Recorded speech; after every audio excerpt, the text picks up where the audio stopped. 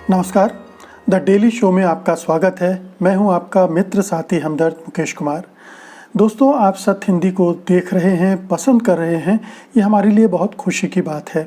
हम चाहते हैं कि हमारा आपका ये संबंध, ये रिश्ता और भी प्रगाढ़ हो, मजबूत हो। इसके लिए हम आपसे गुजारिश करते हैं कि कृपया आप इस वीडियो के साथ दिए गए डिस्क्रिप्शन में जाएं, उसमें नीचे एक लिंक दिया गया है, उसको क्लिक करें। हमें उम्मीद है कि आप ऐसा ज़रूर करेंगे। तो आइए अब शुरू करते हैं आज का द डेली शो। मित्रों, आपने पिछले लॉकडाउन के दौरान 40-45 दिनों के दौरान आपने बहुत सारे वीडियोस देखे होंगे जिसमें हज़ारों लाखों की संख्या में प्रवासी मज़दूर शहरों से अपने गांव की तरफ जा रहे हैं। उनके साथ छोटे छोटे बच्चे हैं, औरतें हैं, वो पैदल चले जा रहे हैं। सैकड़ों मीलों का फासला पैदल तय कर रहे हैं। आपने वो दृश्य भी देखे होंगे जिनमें इन मज़दूरों के साथ ज़्यादती हुई, कहीं लाठीचार्ज हुआ, कहीं इन पर कीटनाशक छिड़के गए। बहुत सारे मज़दूर सीमेंट के मिक्सर के अंदर, जिसमें सांस लेने की भी गुंजाइश नहीं होती है, उसमें छिपकर जाने के लिए मजबूर हो गए। तरह तरह से परेशानियां झेल रहे थे वो। बहुत सारे मज़दूरों ने रास्ते में दम तोड़ दिया भूख और प्यास के चलते। बहुत सारे मज़दूरों ने आत्महत्याएं भी कर लीं।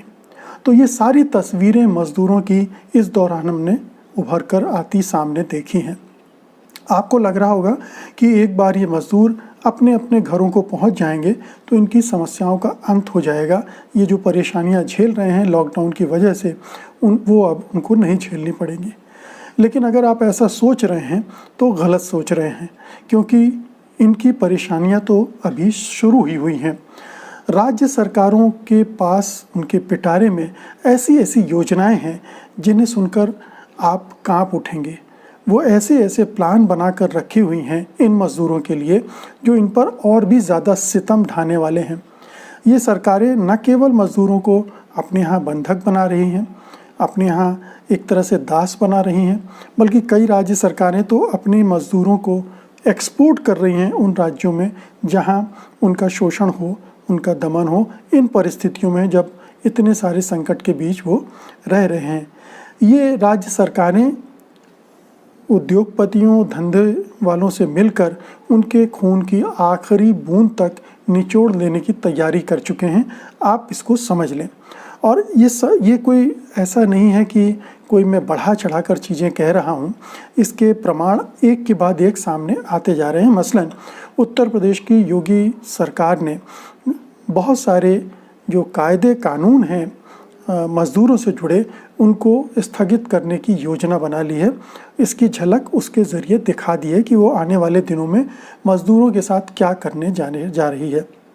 भगवाधारी मुख्यमंत्री योगी आदित्यनाथ की सरकार एक ऐसा अध्यादेश ला रही है, उसने फैसला कर लिया है, उस पर राष्ट्रपति की मंजूरी भर मिलनी है कि उसके आने के बाद हमारे जो मज़दूर हैं वो एक तरह से दास युग में चले जाएंगे, गुलामी वाले पीरियड में चले जाएंगे, 100 साल पीछे चले जाएंगे। यानी 100 साल में मज़दूरों ने अपनी लड़ाई के ज़रिए जो भी अधिकार हासिल किए हैं उनमें बहुत सारे अधिकार रद्द हो जाएंगे, उनसे छीन लिए जाएंगे। अब इनमें जो परिवर्तन हो रहे हैं इस अध्यादेश के ज़रिए, केवल 4 कानून बचेंगे। बाकी सबको 3 साल के लिए स्थगित कर दिया जाएगा। वो 3 साल एक तरह से मान लीजिए कि नॉन एग्जिस्टेंट होंगे, उनका कोई वजूद नहीं होगा, उनके बारे में कोई मज़दूर बात नहीं कर सकता, उनका कोई सहारा नहीं ले सकता, क्योंकि वो कानूनी रूप से स्थगित कर दिए जाएंगे। अब इनमें जो पहला कानून है, सबसे महत्वपूर्ण कानून है, जिसके स्थगित होने से सीधा मज़दूरों पर असर पड़ने वाला है, वो है उनके स्वस्थ वातावरण और सुरक्षा मुहैया कराने से संबंधित। एक बहुत सामान्य सी बात है कि मज़दूरों को ऐसा वातावरण काम करने का मिलना चाहिए जिसमें वो सुरक्षित हों, स्वस्थ रहें, उन्हें किसी तरह की बीमारी ना हो और काम करने की परिस्थितियाँ बुरी नहीं होनी चाहिए। मतलब आप 50 डिग्री सेल्सियस में मज़दूरों से काम नहीं करवाएंगे। ये कुछ नियम कायदे होते हैं। लेकिन आप ये सोचिए कि अगर ये नियम हटा दिया गया है और जो उद्योगपति हैं, फैक्ट्री मालिक हैं, धंधे वाले लोग हैं, उनको ये छूट दे दी गई है कि वो किसी भी परिस्थिति में कैसे भी काम कर सकते हैं, तो वो मज़दूरों के साथ क्या करेंगे। जब ये कानून था तब भी वो उनसे ख़तरनाक परिस्थितियों में काम करवा रहे थे, क्योंकि उनकी मिलीभगत होती थी। जो श्रम अधिकारी हैं उनके साथ, प्रशासन के साथ, सरकार उनकी एक तरह से उन्हीं की सुनती थी। अदालतों में भी वो मैनेज कर लेते थे चीज़ों को, लेकिन फिर भी थोड़ा बहुत प्रोटेक्शन उनको मिल जाता था। अब जब ये कानून नहीं रहेगा तो मज़दूरों को बहुत ही अमानवीय परिस्थितियों में काम करना पड़ेगा। जानवरों की तरह उनसे व्यवहार होगा, दासों गुलामों की तरह उनसे उनका शोषण किया जाएगा, और ये कानून कहीं होगा नहीं उनको बचाव करने के लिए। मालिकों को खुली आज़ादी होगी, वो चाहे जैसे रख सकते हैं मज़दूरों को, जिन भी परिस्थितियों में काम कर सकते हैं। और चूँकि मज़दूरों के पास विकल्प नहीं होता, उनके पास ये विकल्प नहीं होता कि यहाँ से छोड़ के वहाँ काम कर लेंगे, क्योंकि सारे जो मालिक हैं वो कमोबेश एक जैसे हैं और एक ही तरह से काम कर रहे हैं और एक ही तरह से उनका शोषण कर रहे हैं। तो ये एक बड़ा ख़तरनाक पहलू है ये जो अध्यादेश लाया जा रहा है उसका। और एक दूसरा कानून जो स्थगित किया जा रहा है उसके मुताबिक जो मज़दूर संगठन हैं उनका रोल ख़त्म हो जाएगा। एक तरह से उन पर पाबंदी लग जाएगी, वो मज़दूरों के लिए कुछ कर नहीं सकते हैं।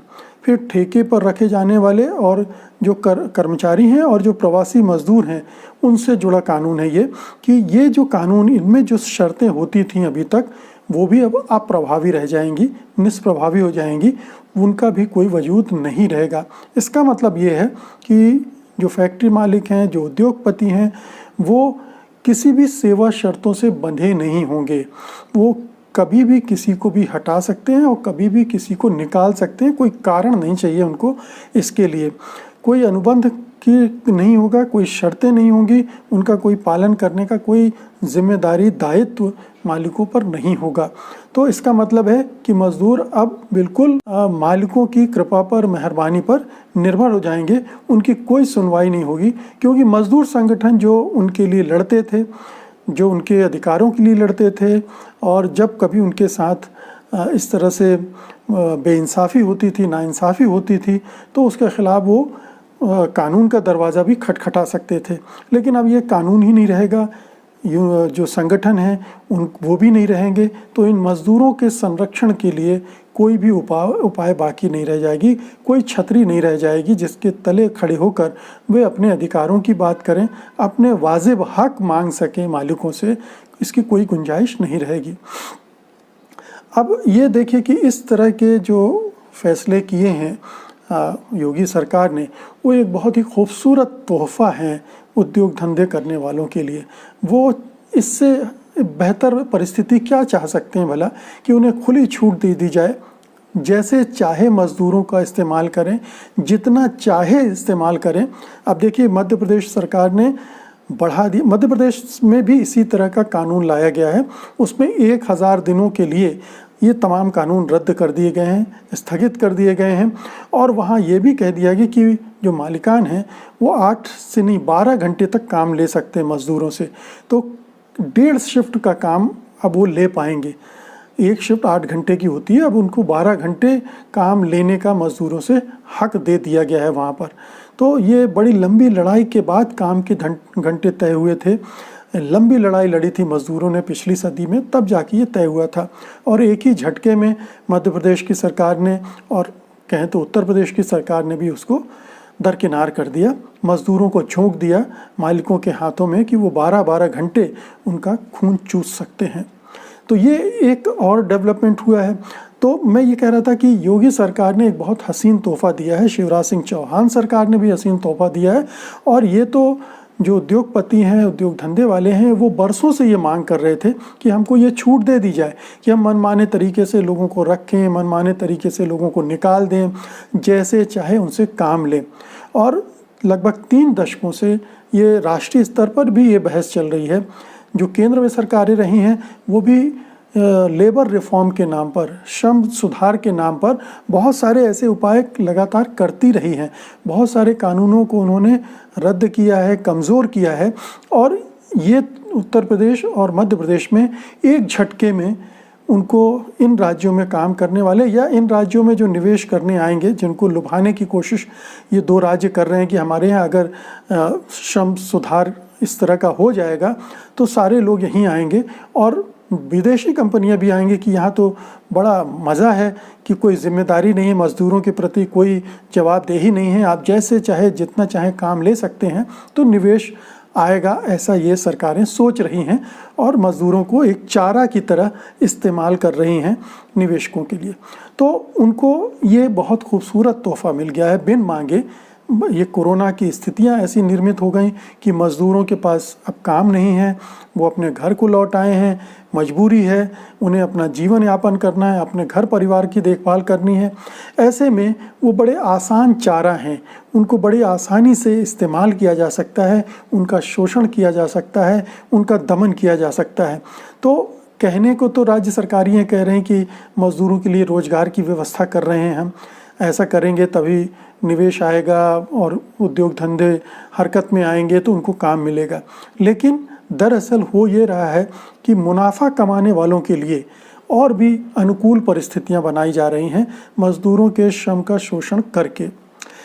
दरअसल क्या है, ये आप सब जानते हैं कि जो बीजेपी है मुख्य रूप से ब्राह्मणों और बनियों की पार्टी मानी जाती है, और उसने एक बार ये फिर से सिद्ध कर दिया है कि वो बनिया वर्ग के लिए यानी उद्योगपतियों और व्यापारियों के लिए किस हद तक जा सकती है, मज़दूरों के शोषण के लिए किस तरह के परिवर्तन कानून नियम बना सकती है, कर सकती है। और ब्राह्मणवादी तो वैसे भी खुश हैं इस सरकार में, क्योंकि उन्हीं का वर्चस्व है, उन्हीं के हिसाब से चीज़ें हो रही हैं, उन्हीं के हिसाब से आरक्षण के नियम बदले जा रहे हैं। तो ये दोनों वर्ग भरपूर खुश हैं। जो बाकी का वर्ग जो कहते हैं कि अब ये ब्राह्मण बनिया पार्टी नहीं रह गई, इसमें बाकी जातियां भी जुड़ चुकी हैं, तो दरअसल वो जातियां जुड़ चुकी हैं अनजाने में, उन्हें ठीक से पता भी नहीं है कि उनके साथ क्या किया जा रहा है। केवल एक हिंदुत्व का नारा है जो उनको आकर्षित करता है, धर्म के नाम पर वो जुड़ जाते हैं। उन्हें ये पता नहीं कि उनके सामाजिक और आर्थिक शोषण के लिए क्या क्या किया जा रहा है, सामाजिक न्याय को किस तरह से ख़त्म किया जा रहा है। और ये जो रिफॉर्म है, श्रम सुधार जिनको कहा जा रहा है, उनकी वजह से ये स्थिति बनेगी कि ये जो कमज़ोर तबके हैं ये और भी नीचे जाएंगे। कमज़ोर जातियां जो हैं, पिछड़ी, दलित, अल्पसंख्यक, आदिवासी जातियों के का और अधिक शोषण होगी, क्योंकि यही दरअसल हमारे यहाँ श्रमिक जातियाँ भी हैं, यही मजदूरी भी करती हैं। और जाहिर है कि अब उनके लिए बहुत ही विषम परिस्थितियाँ होंगी। जो ऊंची जातियाँ हैं, सवर्ण तबके हैं, वो उनके शोषण के लिए उनके और भी अच्छी परिस्थितियाँ निर्मित हो गई और बड़े बढ़िया ढंग से इन पर शासन कर सकेंगे। एक नई परिस्थितियाँ बन गई, तो दोनों वर्ग अब सरकारों से खुश हो गए। कहने को यूपी सरकार ने यह किया है कि अभी महिलाओं और बच्चों से जुड़े जो कानून हैं उनको अभी वैसा ही रहने दिया गया है, बंधुआ मजदूरी के कानून को भी वैसे ही रहने दिया गया है। लेकिन ये तो शुरुआत भर है, अभी शुरुआत की गई है कानूनों को बदलने की। आगे देखिए क्या क्या होता है। ये सारे कानून आप पाएंगे कि 2-4 साल में और भी बदलाव आ रहे हैं, और भी इनको इस तरह से ढाला जा रहा है, बनाया जा रहा है, ताकि इन वर्गों को, जो फैक्ट्री मालिक हैं, उद्योगपति हैं, उनको बहुत फ़ायदा हो। अब जो मज़दूरों की लड़ाई लड़ने वाले लोग हैं, उनका कहना है कि हम इन कानूनों को अदालत में चुनौती देंगे। बिल्कुल दी जानी चाहिए, ये बहुत ज़रूरी है, क्योंकि ये कानून जो संरक्षण के, कमज़ोर तबके के संरक्षण के लिए बनाए गए हैं, उनको चुनौती दी जानी चाहिए। और ये जो आम आदमी हैं उनके मौलिक अधिकारों का हनन भी करते हैं, क्योंकि ये श्रम का अधिकार हमें संविधान से मौलिक अधिकारों के तहत मिला है, और उसका कहीं शोषण होता है, उसकी कहीं लूट होती है। जो राज्य सरकारें लूट की खुली छूट दे रही हैं, अगर उससे होती है तो उसको चैलेंज किया जा सकता है। और संभावना भी यही है कि अगर अदालतों ने इसे ठीक ढंग से सुना तो ये टिक नहीं पाएंगे अदालत में। मगर अदालतों का भी कौन भरोसा करे। जिस तरह से अदालतें व्यवहार कर रही हैं पिछले कुछ दिनों से, कुछ सालों से, उसमें बहुत ज़्यादा उम्मीद नहीं रह सकती। अभी देखिए कि जस्टिस दीपक गुप्ता जो हाल में ही रिटायर हुए हैं, उन्होंने कहा है कि अब जो अदालतें हैं वो ताकतवरों और सरकारों के इशारों पर चल रही हैं। वहाँ कमज़ोर तबके, कमज़ोर लोगों के लिए आर्थिक रूप से उनके लिए बहुत गुंजाइश नहीं रह गई है न्याय हासिल करने की। तो हम कुल मिलाकर इन परिस्थितियों में यही कह सकते हैं कि ऐसा लगता है कि मज़दूरों के जुल्मों सितम पर की एक नई दास्तान हिंदुस्तान में लिखी जाने वाली है, उसकी शुरुआत हो गई है और कोरोना संकट को उसके लिए एक उपयुक्त मौके के तौर पर इस्तेमाल किया जा रहा है। कुछ राज्य सरकारों द्वारा, अभी 2 राज्य सरकारों ने ऐसा किया है, लेकिन कोई आश्चर्य नहीं होगी कि बीजेपी के शासित जितने भी राज्य हैं वो इसी तरह के परिवर्तन करें और फिर जो दूसरे राज्य की सरकारें हैं वो भी इसी क्यू में लग जाएं। तो ये हो सकता है कि आप इक्का दुक्का स्टेट को छोड़ दें, जैसे केरल, जहाँ पर चूँकि वहाँ पर साम्यवादी समाजवादी रुझान की सरकार है, मज़दूरों का ख्याल रखने वाली सरकार है, तो शायद वहाँ आपको ये चीज़ें नहीं दिखेंगी, बल्कि उनको और ज़्यादा प्रोटेक्शन वहाँ मिल सकता है। लेकिन बाकी राज्यों में आप आने वाले दिनों में यही सब होता हुआ देखेंगे। ये बहुत ही ख़तरनाक, बहुत दुखदाई समय है। मज़दूरों के शोषण और दमन और अत्याचार के नए युग की शुरुआत है। हमें आपको इस बारे में सोचना चाहिए कि हम इसे रोकने के लिए क्या कर सकते हैं। तो मित्रों, ये था आज का एक ऐसा गंभीर मुद्दा जिस पर हमें ज़रूर बात करनी चाहिए और उम्मीद है कि आप भी इस बातचीत के बाद चिंतित होंगे।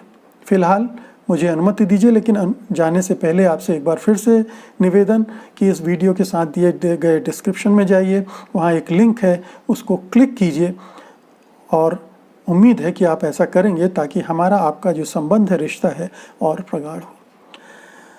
अब इजाज़त दीजिए। नमस्कार, धन्यवाद।